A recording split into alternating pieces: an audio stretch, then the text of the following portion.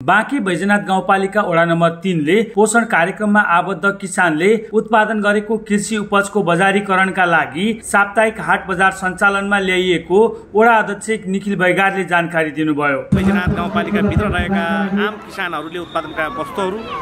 दैनिक रूपमा चाहिँ हाम्रा किसानहरूले एउटा टोकरीमा राखेर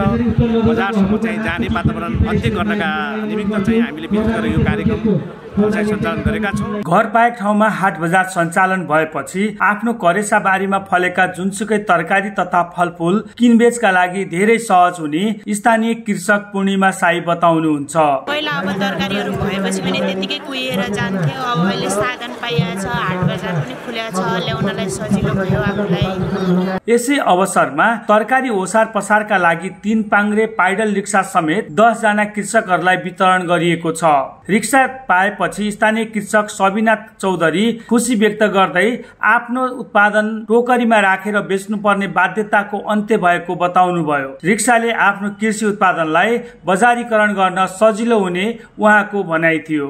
अब हाम्रो चाहिँ यहाँ वडा अथवा गाउँपालिकाबाट चाहिँ एकैचोटि सामूहिक रूपमा सबैले एकै ठाउँ जम्मा गरेर ठोकमा नै लगेको झन् सहज हुने थियो। पालिकाका अध्यक्ष प्रकाश बहादुर साईले हाट बजारको दिगो तथा प्रभावकारी सञ्चालनका लागि पालिकाले तारबार गरी तरकारी भण्डारण केन्द्रको स्थापनाका लागि बजेट समेत विनियोजन गर्ने जानकारी दिनुभयो। यो अहिलेको सरकारले किसानसँग पालिका पुर्याउने कार्यक्रम ल्याएको छ। किसानहरूलाई प्रविधिसित जोडेको छ, यान्त्रिकरणसित जोडेको छ, किसानहरूलाई मौलिक जोडेको छ, सिँचाइसित जोडेको छ र किसानहरू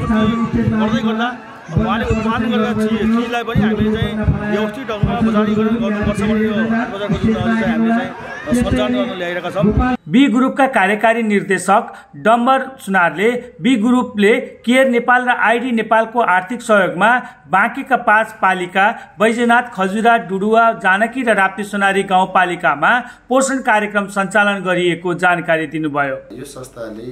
केयर नेपाल र आइडी नेपालसँग साझेदारी गरेर बाँके जिल्लाका 5 वटा गाउँपालिका बैजनाथ, खजुरा, जानकी, डुडुवा र राप्ती सोनारी गाउँपालिकामा पोषण परियोजना सञ्चालन गरिरहेको छ। यो परियोजनाको मुख्य उद्देश्य भनेको जो विपन्न परिवारहरू हुनुहुन्छ उहाँहरूको घर परिवारमा भएका 1000 दिनका आमा र बच्चाको पोषणको अवस्था सुधार गर्ने भन्ने रहेको छ। त्यही सन्दर्भमा हामीले अहिले घर बगैँचाको स्थापना गरेर घरमै हरियो तरकारीहरू उत्पादन गरी उपभोग गर्ने बानी व्यवहार परिवर्तनका लागि सहयोग गरिरहेका छौँ भने साथसाथै किसानहरूले उत्पादन गरेको र हाम्रो पोषण बगैँचामा लक्षित समुदायले उत्पादन गरेको अतिरिक्त तरकारीहरू बजारसम्म पहुँच पुगाएर बजारबाट फेरि जसले उत्पादन गर्न सक्नुहुन्न उहाँहरूको लागि पहुँच बढाउनका लागि हामीले बजार व्यवस्थापनका कामहरू पनि गरिरहेका छौँ। यसै सन्दर्भमा हामी बैजनाथ गाउँपालिकाको वडा नम्बर 3 मा रहेको कृषि हाट बजारमा अहिले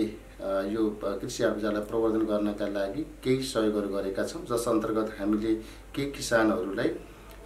यो कृषि उपजलाई बजारीकरण गर्न सहयोग पुगाउनका लागि रिक्साहरू पनि सहयोग गरेका छौँ भने साथसाथै चाहिँ त्यो किसानले उत्पादन गरेको कृषि उपजहरूलाई त्यहाँसम्म ल्याउनका लागि आवश्यक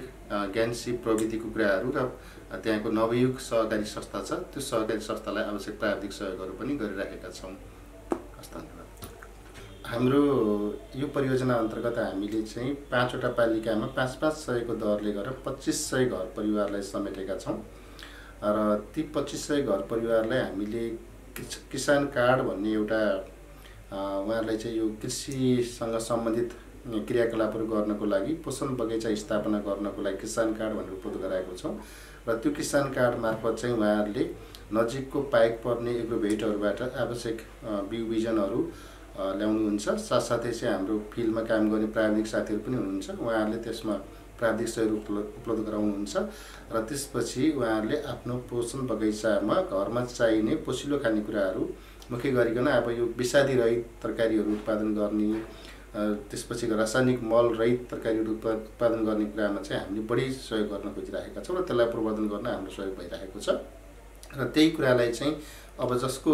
चाहिँ खेतबारीहरू छैन उहाँहरूले चाहिँ किनेर खानुपर्छ भने त्यस्ता किसानहरू अथवा त्यस्ता घर परिवारको लागि चाहिँ बजारको पहुँच बढाउनका लागि हामीले फेरि उहाँकै पाएक पर्ने ठाउँमा बजार स्थापना गर्न सहयोग गरिरहेका छौँ। त्यही सम्बन्धी उदाहरणको एउटा हामीले बैजनाथ गाउँपालिकाको वडा नम्बर 3 मा अहिले सुरुवात गर्न सहयोग गरेका छौँ। पोषण कार्यक्रम अन्तर्गत बाँकेका 5 पालिकाका 500 किसानलाई किसान कार्ड मार्फत सहयोग उपलब्ध गराउँदै उत्पादित कृषि उपजलाई हाट बजार मार्फत बजारीकरण गरिँदै आएको छ।